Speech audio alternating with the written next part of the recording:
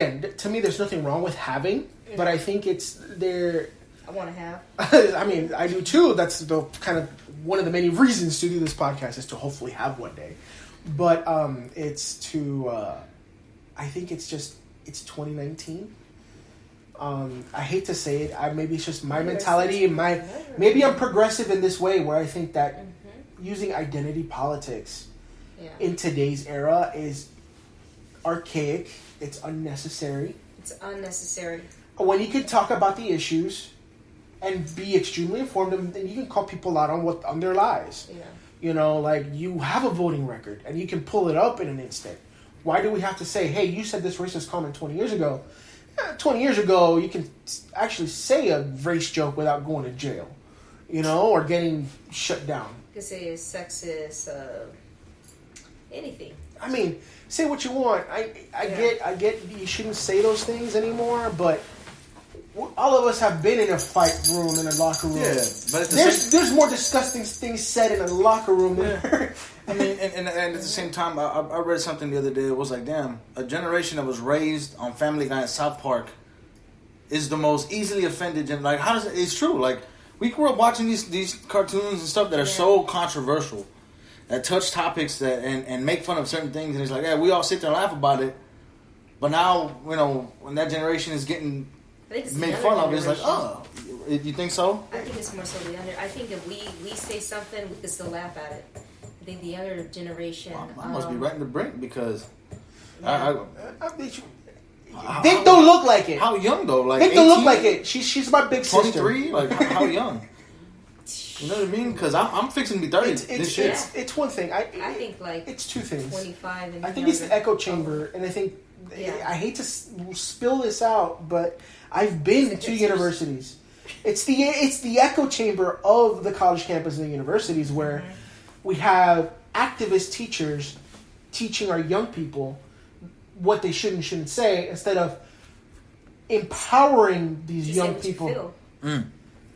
Instead of empowering these people to seek knowledge, instead of having regurgitate things. And to me, that's the failure. That's the failure. That's the education system in its whole, from primary, elementary to middle school to high school.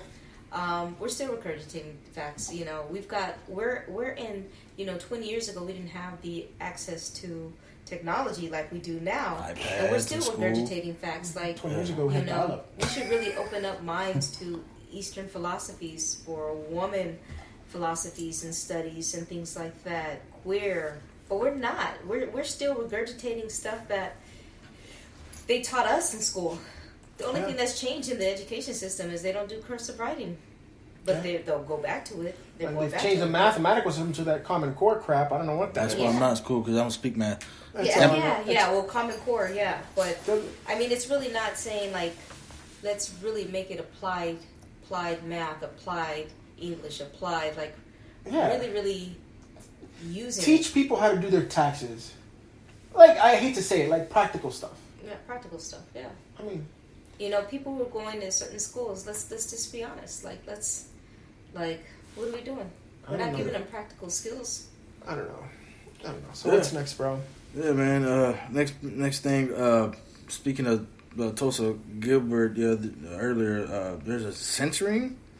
Yes, that's what I was talking about. Andrew Yang. Cut off his mic or whatever. They cut off his mic and the censoring, and basically, some Democratic Party leaders are calling for the censoring of speech online. What? Because some trolls decided to go after Kamala Harris and her race. Again, I go back to what I was saying earlier. It's 2019. Why is race an issue? I know that there are racists in this world. There are bigots in this world. But to me, you shouldn't censor them because now we can point at them. Those are the bad guys. Yeah, well, exactly. To me, at least to me, it's like, no, I want to know who's saying those things. Why are we shutting them up? No, let them speak. Let them speak. Let them shoot speak. themselves in the foot. Exactly. Yeah. Like let them speak. Let them dig themselves into a deeper hole where people aren't going to take them seriously.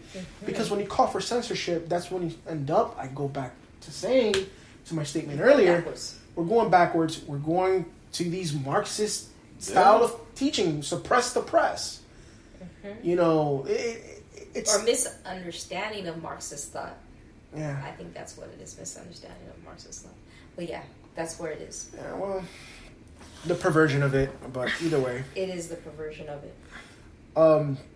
There's a few more things we got to cover. What's next, man? I mean, that's pretty much the Andrew Yang Skaggs, part. bro. What happened to Skaggs? Skaggs. So that's Rest in peace. man. So he was actually on a series coming up. I think there was a 3-game series with the Rangers, and they found him in his hotel room in South Lake yesterday, unconscious. They ruled out homicide. I'm not sure if they ruled out suicide. I believe that it was probably like an overdose or something like that, but they haven't ruled out suicide. I mean, 27 years old, man. could be a couple of things. I mean, I don't know. I haven't read the full report, but knowing the history of baseball and steroids, wouldn't be surprised if it was a heart-related issue. But he's a pitcher, and It doesn't matter. You can tell when a baseball player. You're right. It doesn't matter because you can control dosage for certain things, right? So obviously, if he's a pitcher, he doesn't need to have freaking huge legs, right? It's not about the huge legs, man. It's the muscle recovery on the arm. Thank you. Oh, okay. Thank you. I gotcha. Yeah. The muscle recovery and all of that. So there's so many different kinds of performance-enhancing drugs. Anabolic steroids being one of them. There's EPO. There's countless. Just doping. There's just doping in general, and that I personally, for what that sounds like, young healthy guy in the middle of the season, something went wrong, PED related. I mean, the last time that happened was I believe like 3 or 4 years ago. The Cardinals pitcher the same thing. I mean, he dropped dead in the middle of the season in a hotel, but they his heart stopped. PED related, almost guaranteed. I guarantee it. I mean, they haven't. That's the leading cause of death. Yeah, I mean, they haven't released it as that or confirmed it. Maybe for protection of his PHI. I get it. But I've been involved in plenty of gyms where they want to sell and they want to do this, and I'm telling you, the number one risk of taking any kind of performance-enhancing drugs is heart problems, especially in men. Mm-hmm. So if he did die of any cardiac-related issue, he's a young, super athlete. Why would he drop dead? Yeah, he's a starting pitcher for a major baseball league. I mean, not everybody. That's such a small, slim chance for anybody in this world to make it, and this guy's there. Most likely, he knows what he's doing. Most likely, he's great. I don't know. I'm not in the police. I'm not part of the family. But if I had to put my money on it, performance-enhancing drugs had something to do with it. Yeah, that's sad, man. And then that's the sad part. The pressures of being in the pros and keeping those millions, man. Yeah. What else? That's it? Yeah, no, that's it. With Skaggs. So we got some 4th of July topic here, bro. You ready for this? How long is this episode, bro? What you mean? Oh man, we're at over an hour. Cool. We always go about 90 minutes anyway. So we're gonna make this quick. All right. This 4th of July it's gonna be on Thursday. Freedom and mental captivity. Ooh. What's the difference? What's the difference? So, I'm going to get a little spiritual with y'all. So, I was doing some Bible studying over the weekend. Oh, Jesus. Hit me with that G note, bro. I was doing some Bible studying, and it was Isaiah chapter 12. The great prophet.